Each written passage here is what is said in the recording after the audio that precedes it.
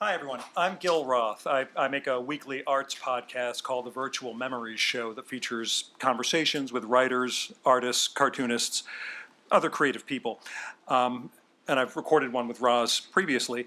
Our program today is going to include a presentation, conversation, and Q&A with the audience. And we'll be recording this for an upcoming episode of the show. And now, the important stuff. Our guest is the great Roz Chast.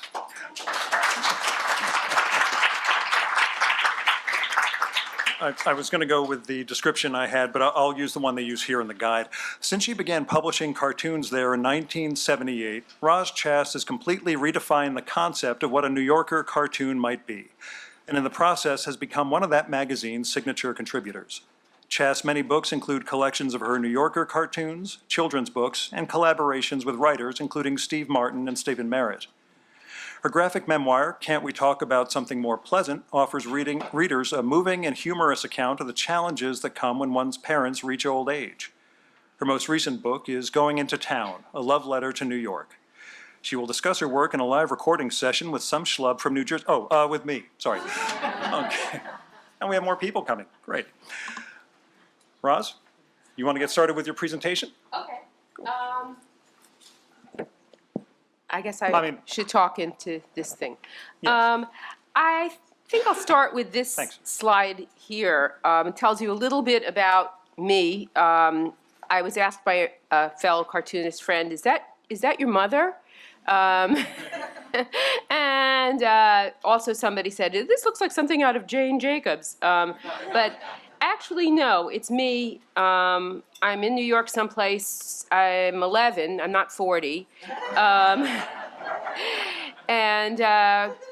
Anyway, we were talking about this earlier, that I think I was born middle-aged. And now, finally, I am. Nothing wrong with that. I'm going to show some cartoons that ran in the New Yorker mostly. This is Pigeon Little. The sky is falling. The sky is... Oh, look, part of a bagel. This is the Fountain of Puberty. I don't know if you've ever stood outside of a middle school and watched kids come out, but it's pretty funny. All sorts of things happen. You could be like 4'11" and have like bosoms like out to here, you know, just it's very funny. This is When Moms Dance. This actually came from life when my daughter was around 16, and she was doing her homework in the living room. And, you know, there's like nothing more really revolting than the sight of an adult human body to a teenager. But if you really want to gild that lily, just do a little, you know, dance. And she looked up from her homework and she said, "Mom, stop, you're hurting me." And I asked her if it was okay if I used it as a cartoon, and she said it was okay. This is self-help books for the newly dead. 5 people you should avoid in heaven, Eating for eternity, and Who moved my urn?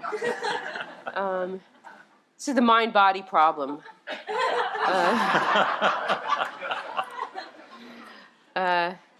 This is Not in the mood for human interaction line. Senior mints.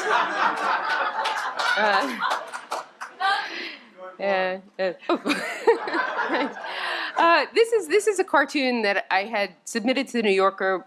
It did not get accepted, but I used it in my book about dealing with my parents at the ends of their lives. And these are stories that I actually heard from them when I was growing up.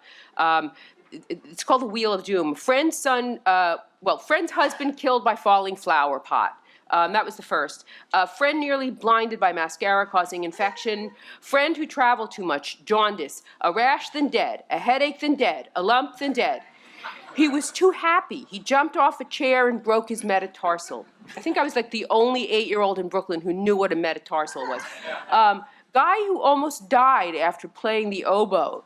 And you might ask, like, what is the link between playing the oboe and death? My mother was an assistant principal. She was not a doctor. And her brother, who also lived in Brooklyn, I grew up in Brooklyn, played the trumpet. And he knew this guy who played the oboe. And I grew up in this small apartment. I could overhear just about everything. And I overheard them having a conversation about this friend of my uncle who woke up one morning, I still remember him saying this, and this guy was bleeding from every pore. And it was like the kind of thing that when you're a kid and you hear this and you think, I wish I had not heard that. I really, really sincerely wish I had not heard that. And then they proceeded to sort of try to figure out why this had happened. And they realized that the reason why it happened is because it's very hard to play the oboe. And to get the sound out of that reed, you had to really apply a lot of pressure. Hence, one morning the guy woke up and it was, you know. This is airplane mode. Wow, look at that amazing view. We could literally fall out of the sky at any second. Oh boy, here come peanuts. This is Trump's Africa.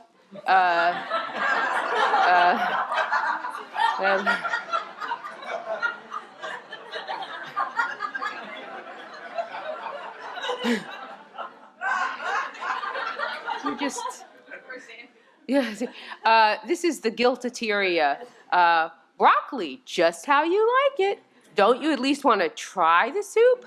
Meatloaf, your favorite. If you hate the meatloaf, have the chicken cutlet.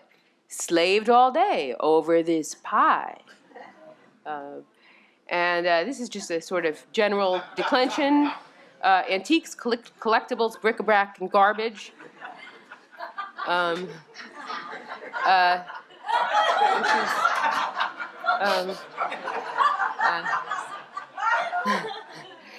This is Insomnia Jeopardy. Ways in which people have wronged me.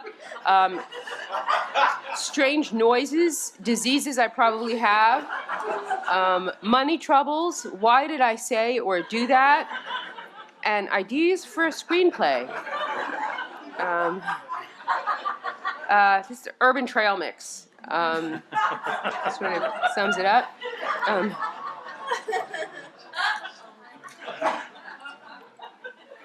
Oh, I was wondering why this water tasted so weird. It's because it has lemon in it. Scary. Obituaries. This is, I think of the, I don't know if you read the obit page, but 2 years younger than you, 12 years older than you, exactly your age, 3 years your junior, 5 years your senior, and your age on the dot. That's like the person was like born the same month and year you were. The MRI of love.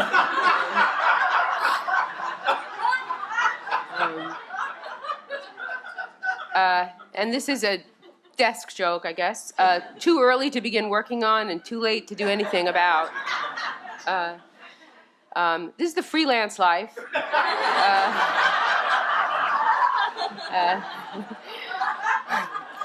My husband and I are both home a lot.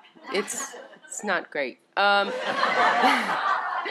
This is, in fact, when my kids were little, my son actually asked me, he said, why don't you guys like ever go to work? Like, Billy's dad goes to work. It's just really, and one time when he was about 3, I asked him what he thought I did for a living. Just I wanted to hear what he had to say. And this is when we were living in Park Slope. And he said, you go on the train and you show your drawings to the men. And I thought, kind of, that's sort of right. This is in a quandary. This is a very early cartoon that appeared in the New Yorker, maybe within the first couple of years. The Voice of Reason. It's not such a big thing. Just put the galoshes on. The Voice of Conscience. Mom will be mad if you don't put them on. The Voice of Practicality. It's raining. Why don't you just wear them? The Voice of Binky. Toss them out the window. And I just have to say here that, when I started at the New Yorker, my stuff looked very different from a lot of other people's. And so when people ask me, like, well, what was it like being a female cartoonist? I have to say that, like, being female was just one star in this huge constellation of troubles. Or not really troubles, just, things that represented, like, different. And when I wasn't aware until years later that Lee Lorenz, who was the editor at the time, told me that when I first started, one of the older cartoonists asked him whether my parents owed him money. And of course they did.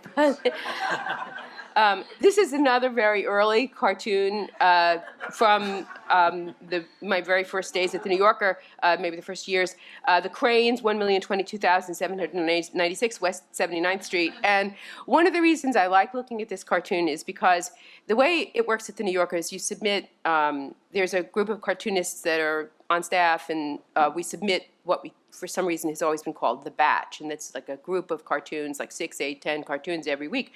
And then they choose which one they want you to, take home and do a finish. That, you submit, 6, 10 rough sketches. And so and at the time, I used to go in person and meet with Lee Lorenz, a bunch of other cartoonists. You'd wait your turn, you'd go in. And if you sold a cartoon, he would take the cartoon out, and he'd say, we're going to buy this cartoon. You take it home and you do it. But this cartoon, he took it and he said, and I had this nice, mailbox and stuff. And he said, but the thing in my sketch, the thing on the side of the box, that flag deal, was attached to the door and sticking out perpendicularly. And Lee said to me, we're going to buy this cartoon, but what's that thing? And I said, that's the handle. That's, you open up the mailbox with the handle. And he looked at me like, and the fact that I grew up in an apartment house in Brooklyn, and I'd never had one of these kinds of mailboxes in my life. So he resketched the mailbox, and he explained to me the mechanics of a suburban or a country mailbox, and that was the flag. But I still see that I didn't quite get it, because the flag is very tiny. But anyway, I don't want to brag, but now I have one of these mailboxes, and I'm really good at popping up the flag and stuff. It's like second nature. This is the Holy Trinity. We have, salt, butter, sugar. This is In a Just World. I don't know if you can read it. I think this may have been the first time the word bitch appeared in the New Yorker, in a cartoon anyway. They've always given the writers greater latitude with the swearing. But I also do some odd hobbies. You might say I like to keep busy. And for a while I got sort of obsessed with making Pisanki eggs. And they're not painted, they're dyed. So, these are all like chicken eggs, and I have very specific Pisanki egg dyes. They're really brilliant. I mean, they when I was a kid, I would occasionally play around with those Easter egg dyes in the supermarket. It was so frustrating. It was kind of like playing with Play-Doh, where no matter what you did, it all wound up in this lump of brown. Anyway, the way you do Pisanki eggs is it's kind of like batik. You draw on the egg with wax, and then you dip them into subsequent bunches of vats of dye, starting with the lightest color and working your way up to the darkest. So you start with the egg is white, you draw on it with the wax, then you dip it into the yellow, and where the wax is, it's going to stay white. And you do this until your last color, and then you melt all the wax off. So basically, you're thinking in the negative, which comes very easily to me. This is Charles Adams. It turns out also drew on eggs. These are not Pisanki, but still, I think there's something that's I really like drawing on that shape. It's really interesting and fun, and evidently he did too. Love these. I also got really, and still am, into rug hooking, and this has nothing to do with latch hook rugs. This is, it's called primitive rug hooking, and you have a piece of burlap, and then you have these strips of wool, and you use this kind of hook, and you push the strips of wool through the burlap, and the pressure of all of these loops keeps the wool from falling out. And I like birds, so this was the first one I did, and I love it. Again, it's color, and it's just a lot of fun to do. This is the largest one I've ever done. This one is about 5 feet by 4 feet maybe. It's of my dad. He used to have these crazy, crazy breakfasts. He'd take everything out of the refrigerator, and it would drive my mother bananas. Because he wouldn't eat all of, it wasn't like he'd finish off the jar of gefilte fish. He just wanted it on the table. So, you just have the table covered with all these millions of dishes, and clearly he wasn't kosher. I mean, you know, there's a piece of ham there, but like he just loved having it all out there. So that's what this is. And the jar in the front is shav, which I don't know if any of you know what that is. It's buffalo grass, but he used to take the shav and he'd put it in a bowl, and then he'd swirl like sour cream into it, and it would look like snot. And it would just, I was afraid, you know, I have to say, there are a few foods that I'm afraid to taste, and that is one of them.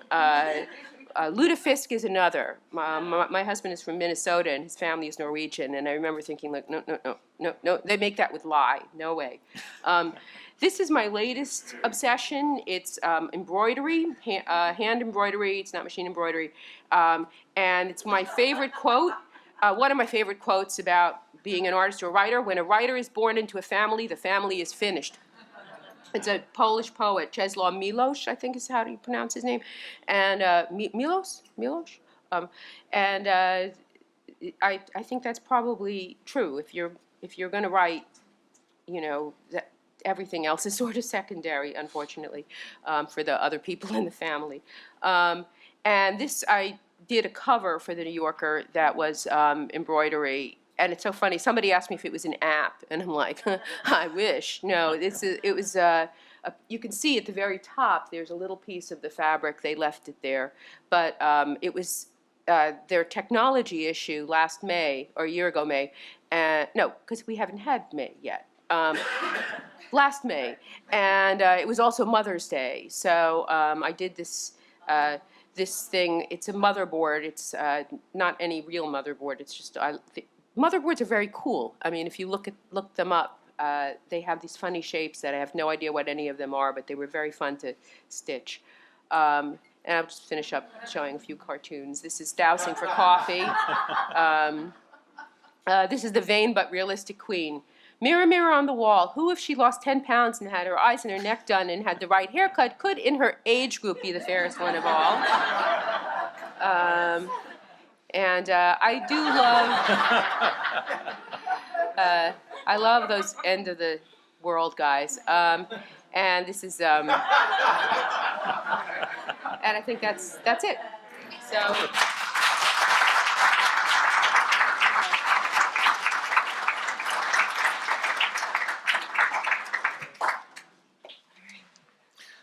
And this is the part we'll be recording, so now you can be more self-conscious. Oh, that's great. Always good. Okay, my shoulders will be up around here, yeah.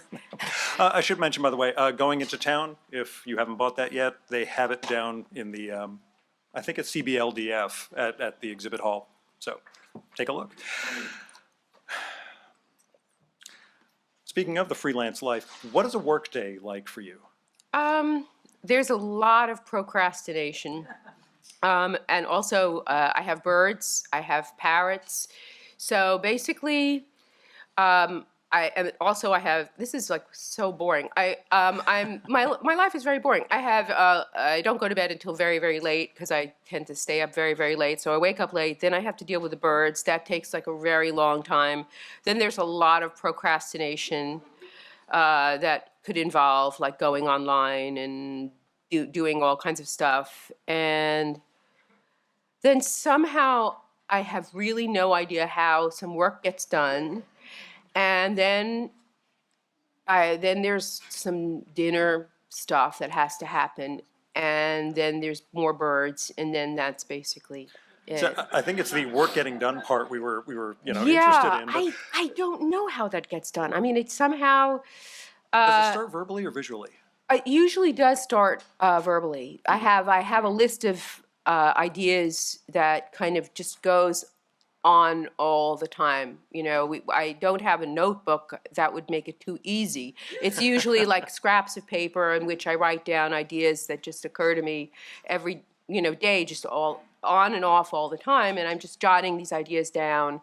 And I tend to work on other projects during most of the week. I mean, I'm illustrating a book for a friend, or other sorts of projects. The New Yorker stuff, I find that I like some adrenaline. It helps me I don't know, think up ideas better when I have a certain amount of pressure. So that's when I take the ideas that I've written down during the week and sort of start playing. And that might be just like, 2 or 3 days out of the week, but the rest of the week is for other things. So, What have you gotten better at over 4 decades as a New Yorker cartoonist? That's a really good question. I think. The follow-up is, what have you gotten worse at? Oh, yeah. Oh, dear. Okay. I think one thing that I think I've gotten better at drawing, although a lot of people might argue otherwise. Perspective has always been this really huge mystery to me. I mean, I never, despite having gone to art school. Oh, you meant visual. I thought you were talking emotional. Sorry. Go. Well, that too. Perspective has always been a mystery because I never really learned the rules, or if they were told to me, they didn't sink in. And maybe that has to do with math, or I don't know what. So I feel like that for me is an ongoing struggle. But incrementally, I feel like I'm understanding it more and more. Mm-hmm. And also, I think just being braver about saying what I want to say, how I want to say it, and that I think I've gotten better at. It's a weird question, but your biggest book was about your parents passing in their late years.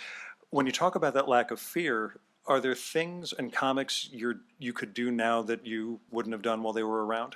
Oh God, yeah. I mean, I could never have written that book. Well, yeah, because they died in it. But beyond that, but even just being. Are there jokes you're making now that you're like, I couldn't have made that if my mom was going to read this? No, yeah. Although not in the cartoons, because in the cartoons for the New Yorker, I always had that out of like, it's not about you, which is like the biggest lie of all. But I could always use that as an out. Whereas with the book about my parents, it was all about them. So. Yeah,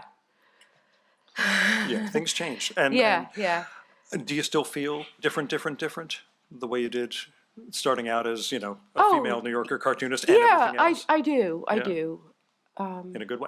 I think it's just part of being, I don't know whether most cartoonists feel that way, that they're just kind of like a little bit in their own worlds, and there's a sense of separateness in a certain way, and being different, and I don't know, maybe that helps you sort of concentrate on your work, or you feel like that's the place where you can be most yourself, and less so with people, So. Do you have an ideal reader or an ideal audience in mind? No, not really. I mean, I think I'm kind of pretty self-absorbed. When I'm working, I mean, I'm thinking about the work. I'm thinking about what it is I'm trying to put on the paper or on the iPad, as the case may be, and what I'm trying to do. And that takes up so much of my mental energy that I don't really think that much about, I'm thrilled when other people respond to it, but I don't really think about it that much. Is there a cartoon that people cite the most of yours when you're Roz Chast? Is that sort of?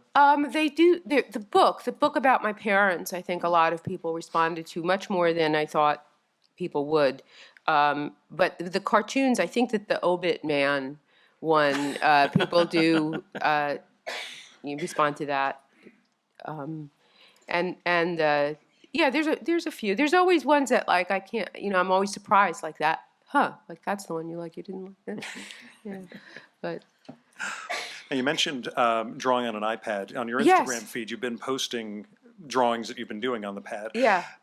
What's that been like for you? Knowing that your line is so scratchy on paper and seeing it smoother on the iPad, how has it been different for you? Oh, it's really, really fun. Yeah. I mean, I really, really, I had tried different digital mediums before and did not like them, hated the Wacom tablet, did not like looking at this and then looking at that, and just could not get used to it.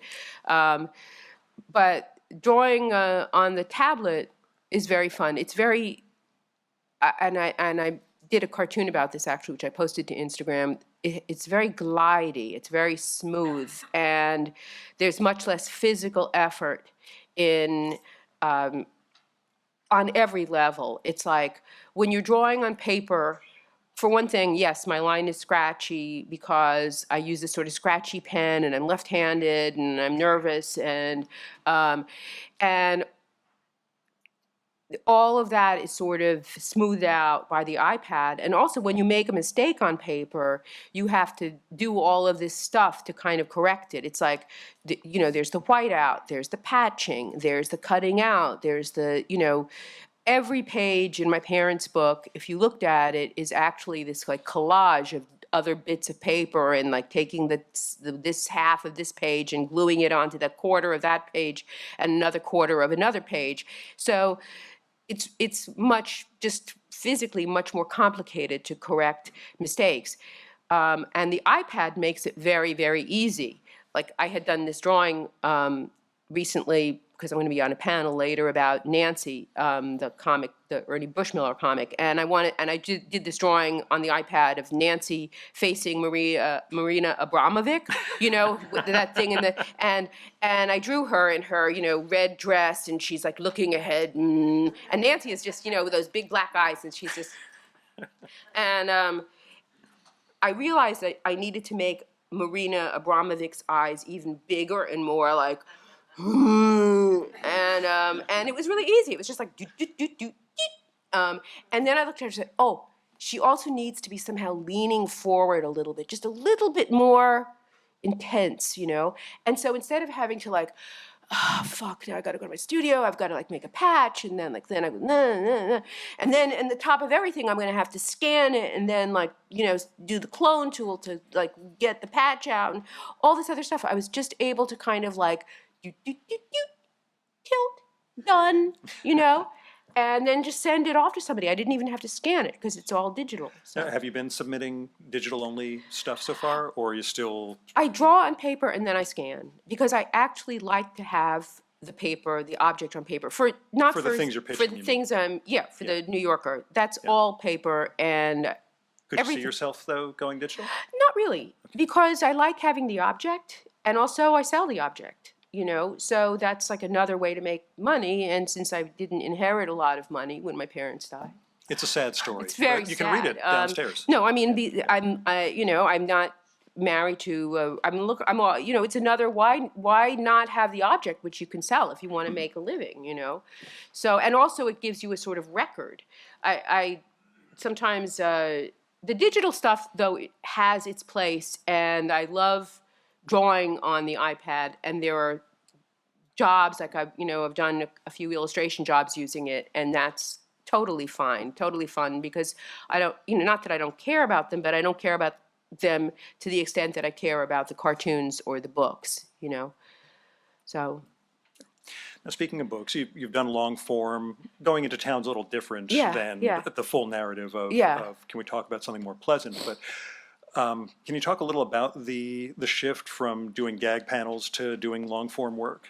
And going back and forth between them now. It's definitely a different thing. I mean, when you do a long form, you don't want the reader to get bored. And George Trow, who's a wonderful writer, now gone, said that structure is what keeps the reader from getting tired.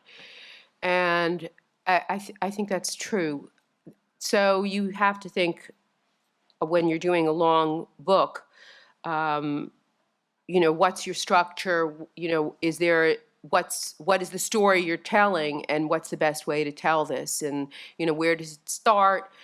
What's your middle? Where does it end? You know, the cliche, the narrative arc. So you have to think about that. And in a cartoon, it's like, boom, it's much different. It's, you know, beginning, middle, end is all there.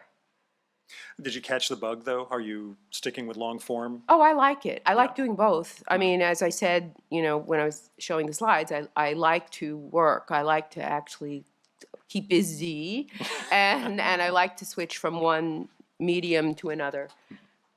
And you had the Trump's Africa panel up there. Yeah. Have you felt much of an urge to overt political cartooning? Not not so much. Every once in a Yeah. while something happens that, but it's really hard. I mean, I don't know if there's Trump supporters here, but Anyone? kind of, Just no. kidding.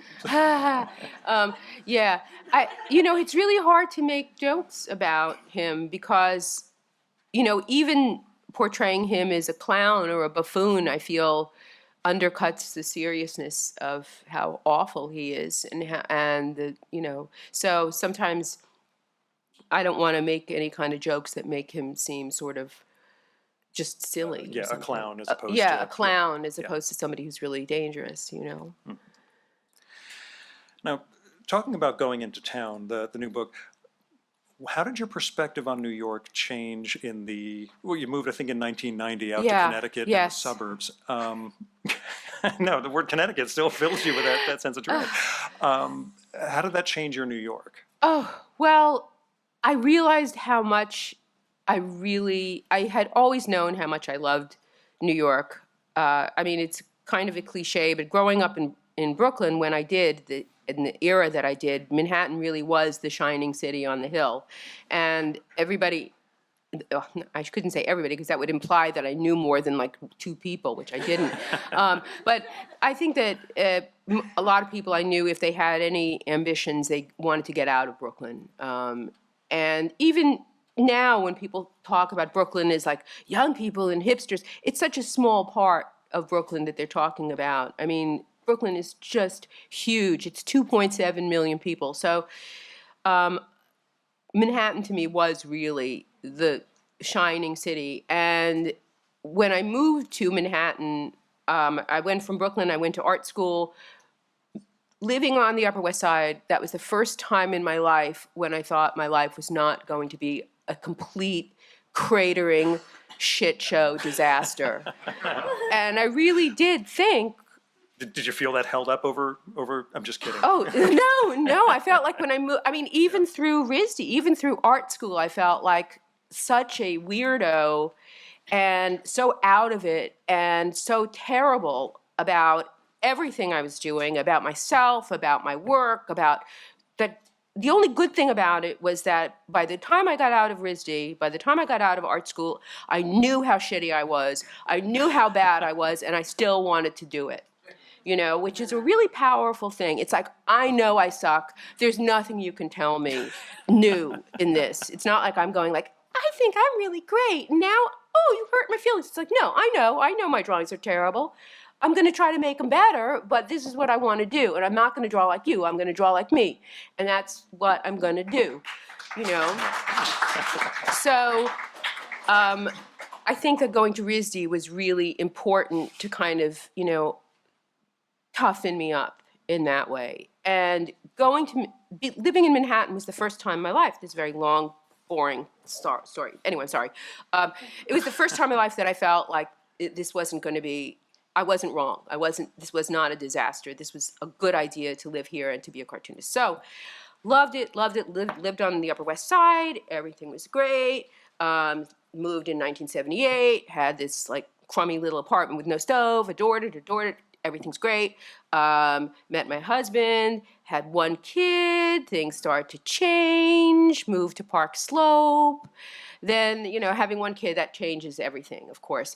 And then, second kid. And then we moved or shortly before the second, my daughter was born, we moved to Connecticut. And that was really different. And first of all, I did not know how to drive.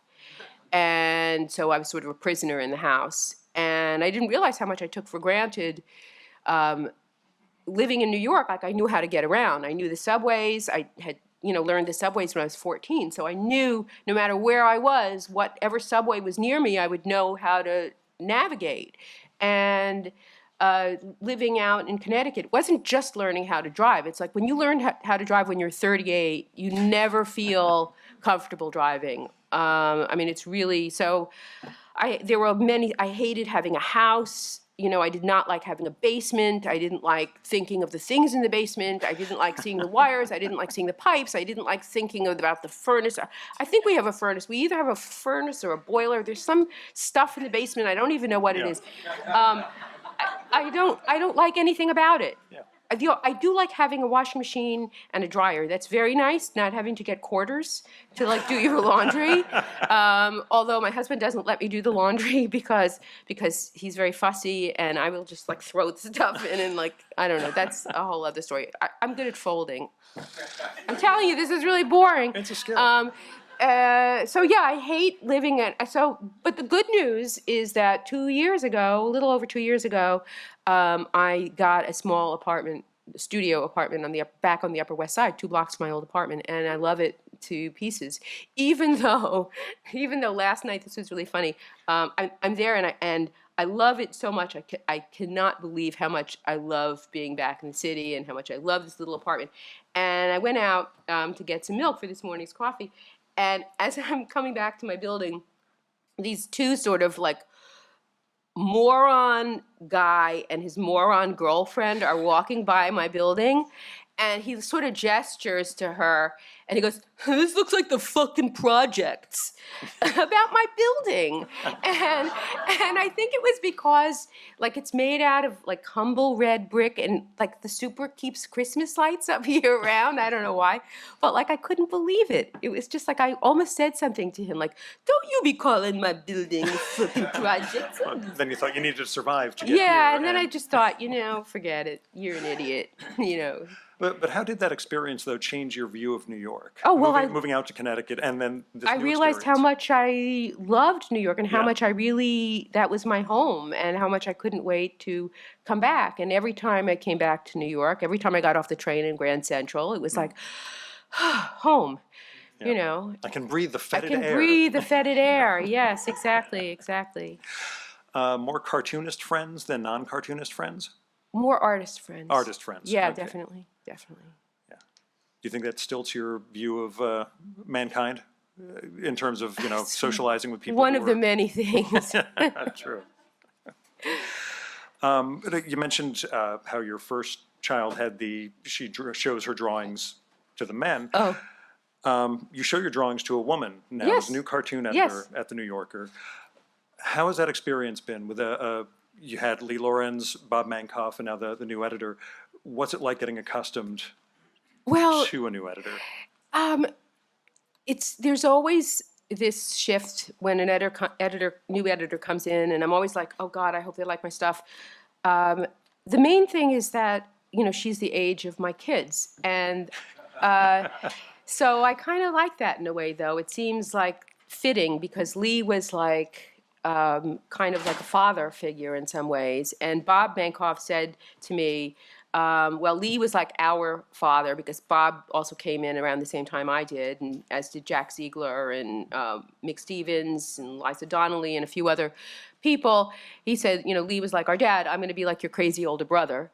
And Bob is about 10 years older than me. And Emma she's lovely. She's the age of my kids, and I like her very much. And but I don't really have that much personal interaction. I mean, at this point, I do submit digitally, make a PDF and send it.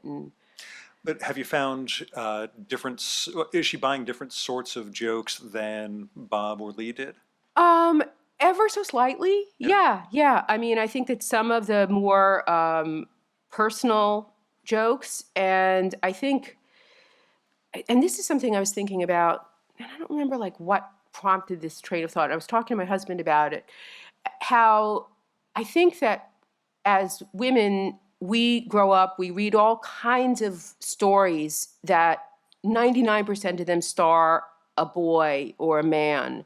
And like even just something stupid like James Bond. It's like when I watch James Bond movies, I didn't fantasize about being like pussy galore. I mean, I wanted to be, I put myself like, of course, you're not this like secondary kind of person that could really just be a sex bot. I mean, like a cyborg with no interior, nothing. I mean, not that James Bond wasn't this cyborg himself, but I mean, all kinds of books. Tom Sawyer, Huckleberry. Like, were you Aunt Polly? Like, no, you were Tom Sawyer. And so you kind of grow up getting very used to sort of putting yourself in the frame of mind, whatever the hero of the book, whether they're male or female, it's not even that much of a big deal. You just kind of naturally do it. You know, that's the story of Tom Sawyer. I'm not like waiting, like, oh, here's Aunt Polly again, goody, now I can identify. You know, so now is a very interesting time because it's like, I feel like for many, many years, but it's been a very gradual shift. Like if I did a cartoon, the main character was a man. Yeah. Because that was the way it was. But now, it's like I can make the main character, and she might be just as stupid as the guy, probably is. But, and you're asking like men to do the same sort of shape-shifting. It's like, well, you know, why didn't more guys watch like Girls or Broad City or something? I don't know, it's just a kind of funny, and I don't even mean it in like a political way, just in a kind of like, we have done this sort of shape-shifting our whole lives, and so to sort of say, well, see it from this point of view, and, you know, just as a kind of like, for fun, you know, it's not going to make your penis fall off, you know. It could, yeah. I mean, but, you know, just, you know, for fun, to sort of see it from the other side, or to kind of pretend like you're both people. So that's all. So I don't know. I feel like in some ways, because she's grown up with that, I feel maybe like a few, you know, notches more free to have the main character be female, and for it to not be a big deal, for it to not even like, oh, this chairman of the board is female, I wonder what the point of that is. But just like, you know, kind of like, well, you know, sometimes it's going to be male, sometimes it's going to be female, it doesn't really matter. Do you, and I know you hate the self-aggrandizing thing, do you see yourself as a trailblazer in that respect? My head is now going in here. Do female cartoonists tell you that, you know, I don't know. Making me uncomfortable. We'll go to the audience. Anybody have questions? Start there. Hi, I just have to say, I have a friend named Yale. He looks like he was drawn by you. Must be kind of look, you know. Well, I have no great posture. And the snapshot, that's Washington Square looking. Yeah. Okay, my question is, do you have any really favorite cartoons you couldn't sell to the New Yorker? Oh, I do. Yeah. But I do resubmit. I mean, that is part of the, and one of the fun things about resubmitting is I always, if I have cartoons that I've resubmitted 3 or 4 times, and I'll always like tweak it in some way because I still have hope. You know what, Mort Gerberg is here, and he knows what I'm talking about. You still have hope. Like this one, there's something in here that's so, this is good, you know. After 4 times, though, maybe it's like, Although new editor now. Yeah, that's She's not right. Gonna know this is you need to start the cycle all over again. Yeah, exactly. A question? Roz, who were your influences? Any cartoonists you grew up that inspired you? Oh, I think the first cartoonist I really fell in love with was Charles Addams. I mean, for so many different reasons. I think that really dark sense of humor really got me. I loved it. Also, his cartoons had children in them, and a lot of, my parents subscribed to the New Yorker. A lot of the New Yorker cartoons were about boardrooms and things that are still kind of unfamiliar to me. But as a child, they were like, I don't know. But the Charles Addams cartoons I got, and I thought they were really funny. Also, Mad Magazine. Yeah, I'm a big fan of it. Oh, yeah, the old Mad Magazine. I mean, really, they were revolutionary. Yeah, oh my God. Don Martin and everybody but Don Martin. Oh, yeah. I mean, that was the first place that I actually saw some place that was making fun of American culture. And I think as a child, like, these ads, I knew that they were stupid. I knew that most of them were like, because as I said, I think I was middle-aged when I was like 5. And I knew that these ads were like really ridiculous and bad. It's hot. Yeah. Anyway, that was the first place that I really saw, American culture being made fun of. And the shows, the TV shows and the movies and just the idiocy, so. Well, the other thing I want to ask you is you said, I'm figuring out Manhattan's become like almost like a Connecticut shopping mall now. So you see that, like a lot of these moms and pops places are going out and Yeah.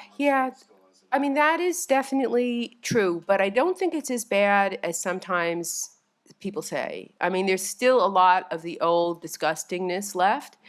And maybe, because I'm on the Upper West Side, I mean, Tip Top Shoes is still there, and those, Irish bars are still there, and it's still kind of like schlumpy looking and dirty and nice, and it's not as, I mean, yeah, if you go to certain areas, it's definitely like a shopping mall, like the Flatiron area, and Soho is ridiculous. It's like New Jersey or something. But nothing. Oh, sorry. I always feel free to say, because I'm from Brooklyn, so like Brooklyn True. can We insult can- New Jersey. Well, New Jersey. It's true. Oh. And I know the Upper West Side, Big Nick's and Lansky's is gone, and a lot. Yeah, I know. Utopia Coffee Shop is still there, though. So yeah, I know, but it clears. I mean, yeah, there's a lot that's gone, but a lot that is still there, and I still love it. And now my son is living up on, and his fiance, or they're living up on 103rd, and it's still pretty grubby.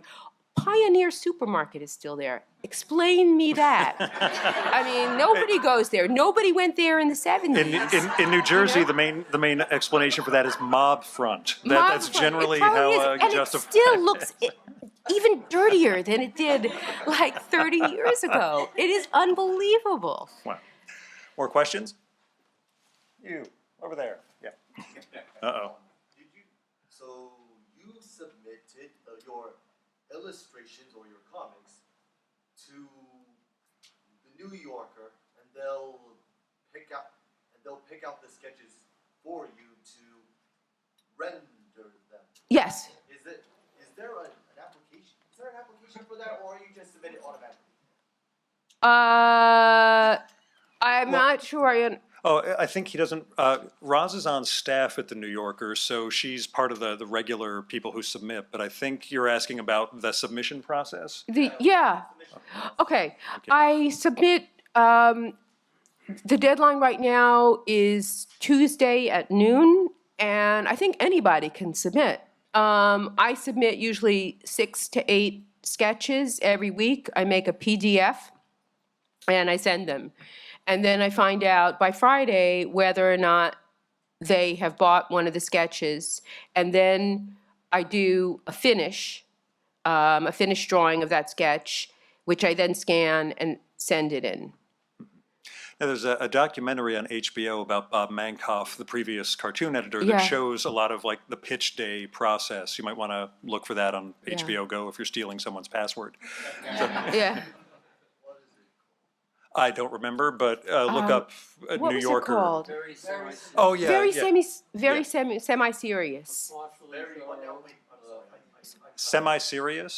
Yeah. Come by Yes. after we finish up, and Yeah. I'll write it down for you. So, yeah. Your question? Early on, did you have any big mentors, and now are you kind of feeling like you're anyone's mentor? The question was about mentoring. Yes, I feel like Lee Lorenz was a very important mentor for me when I was starting. And now, yeah, I mean, there are a few young cartoonists whose work I love, and it's, kind of come around in this funny full circle, because now, I'm the age of their parents. So, yeah, it's nice. I like it. I see a hand back there.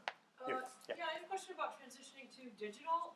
Was that a difficult process, and what program are you using on the iPad? Well, I still draw on paper for the New Yorker, and then I scan the sketches and make a PDF. So I still do most of my drawing on paper, and I'm illustrating a book for a friend right now, and that is done on paper. But drawing on the iPad, I use Sketchpad Pro just because, and the Apple Pencil, just because that's what a friend of mine had and she taught me, and so now it's pretty intuitive. And it was not difficult. I really enjoy it. It's very glidey, it's very fun. As I was saying earlier, it's very easy to correct your mistakes.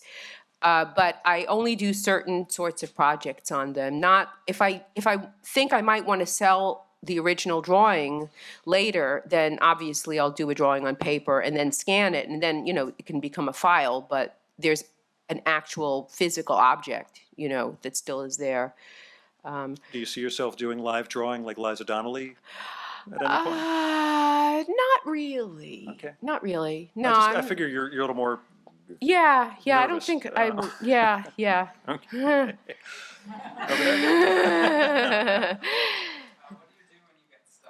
Oh, when I get stuck? Oh, God.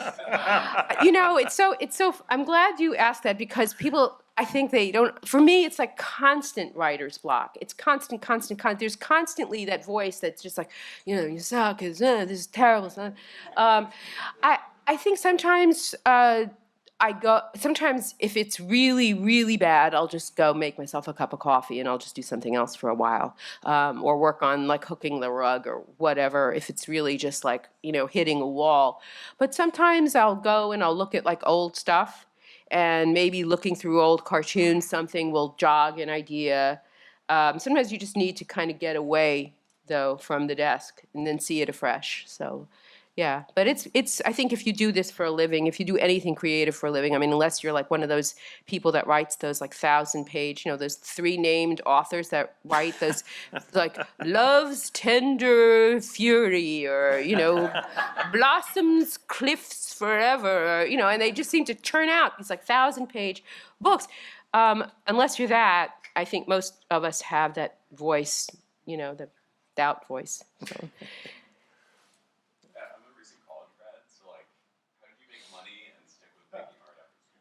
Oh, brother. Well, I have to say, I was so lucky that I knew I was lucky at the time, and a day doesn't go by that I don't consider myself very fortunate. That I didn't start at the New Yorker. I mean, I did actually start.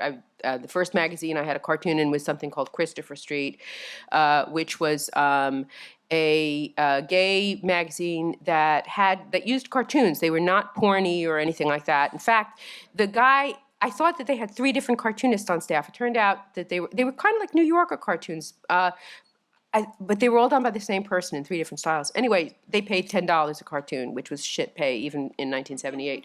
And I did cartoons for the Village Voice, and I did cartoons for the National Lampoon.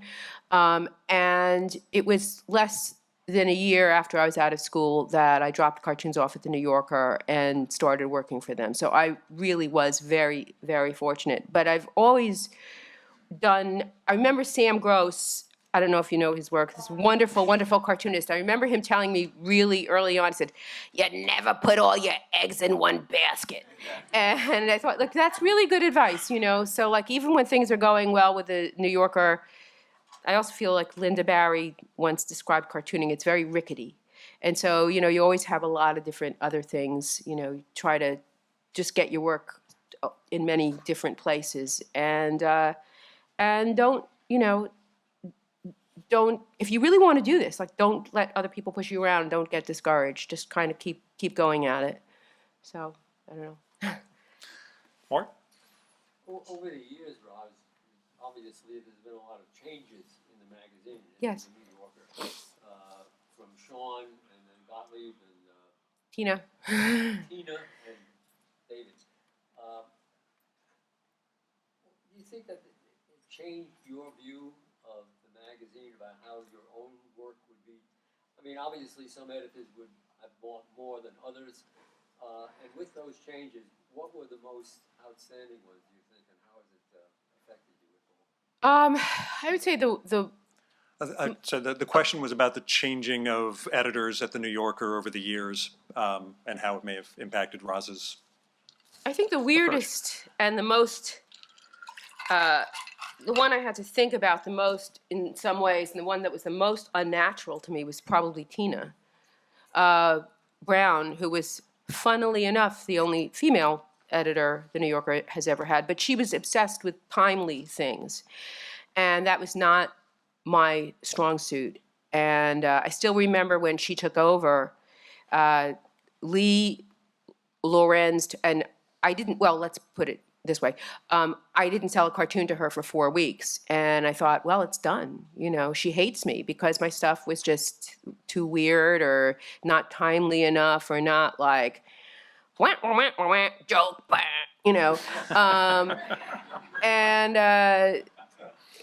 And then I did something that was timely, and they bought it. It had something to do with George Bush. I can't even remember what it was. And the funny thing about that is that when I've put together collections, almost none of the stuff that I published during those years makes it into the collections because they're all timely, and it's like, you know, I don't remember who half these people are. It's just stupid. It's just like, I don't want to do cartoons that, you know, sort of have a sell-by date. I'd rather do stuff that is, you know, hopefully meaningful a couple of years from now, you know, or funny, you know, not meaningful really, but funny. You can be meaningful too. That's okay. Your work means a lot to these guys. I think we have time for one more, one more question. Anyone gonna rapidly? No. My question is, Roz, can you sign my book? Yes, I think Cool. I can. Thanks so much, everybody. And Thank you.